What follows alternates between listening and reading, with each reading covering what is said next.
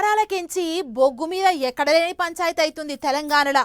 కావలసినోళ్ళకే కాంట్రాక్టులు ఇస్తున్నారని కారు పాటోళ్ళు కయ్యంగాంచుతుంటే చల్ అదేం లేదని గవర్నమెంట్ వాళ్ళు కుల్ల చెప్పిండ్రు. గా బొగ్గు గనుల ముచ్చట మీద ఇక్కడ ఈలీలు కొట్టుకుంటుంటే సెంటర్ గవర్నమెంట్ వాళ్ళు మాత్రం సీదా గనుల కాడికి పోయి అరుచుకొని వస్తున్నారు గిట్లా. నెత్తికి టోపీ పెట్టిండు, లిఫ్ట్ ఎక్కిండు, బొగ్గు గాని భూగర్భంలోకి పోయిండు. ఇంతకు గాయ నవలో గుర్తుపట్టిర్రా? ఇంకెవరు? సెంటర్ బొగ్గు గనుల మంత్రి కిషన్ రెడ్డి సారు. భద్రాద్రి కొత్తగూడెం జిల్లాలో తిరిగేతందుకు పోయిన కాడ రెండో నాడు బొగ్గు కార్మికులను కలిసిండు సారు. ఉత్త కలుసుడే కాదుల్లో ఇట్లా అండర్ గ్రౌండ్ లకు పోయి అంతా తిరిగి అరుచుకుండు కూడా. ఆటంకాయి పోయి ఇట్లా సింగరేణి కార్మికులతోని కూర్చొని నాష్ట చేసుకుంటూ వాళ్ళతోని మాట్లాడిండు సారు. తీరా పోయేటప్పుడు గీ మాట అన్నాడు.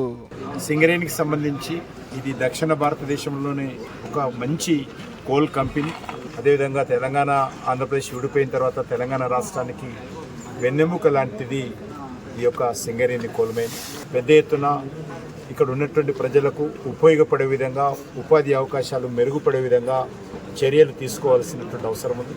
సాధ్యమైనంత వరకు నూతన టెక్నాలజీ ఉపయోగించాలనేటువంటి విషయం అన్ని కంపెనీలకు కేంద్ర కోల్ మినిస్ట్రీ చెప్పడం జరిగింది.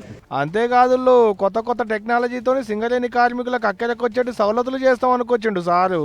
మరి చూడాలే ఏం చేస్తారో ఎట్ట చేస్తారో గాని అప్పుడప్పుడు తీరుకున్నప్పుడు ఇటు వచ్చిపోతేనే సార్లు కార్మికుల కష్టాలు తెలిసేది అంటారు సింగరేణి కార్మికులు.